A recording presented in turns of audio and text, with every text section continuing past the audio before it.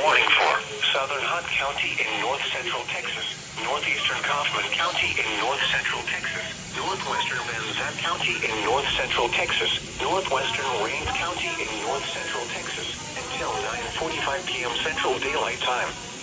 At 8:56 p.m. Central Daylight Time, a severe thunderstorm was located over Quinlan, or 13 miles south of Greenville, moving southeast at 20 miles per hour. Hazard, 60 miles per hour wind gusts and quarter-size hail. Source, radar indicated.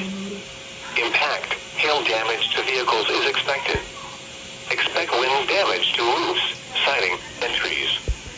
Locations impacted include Greenville, Wills Point, West Tawakoni, Quinlan, East Tawakoni, Point, Hawk Cove, Greenville Club Lake, Lake Tawakoni State Park, New Terrell City Lake, Elmo, Lone Oak, Alsa, Cache, Flats, Center Point, Hermits Cove, and Dixon. This includes Interstate 20 between mile markers 511 and 514. For your protection, get inside a sturdy structure and stay away from windows.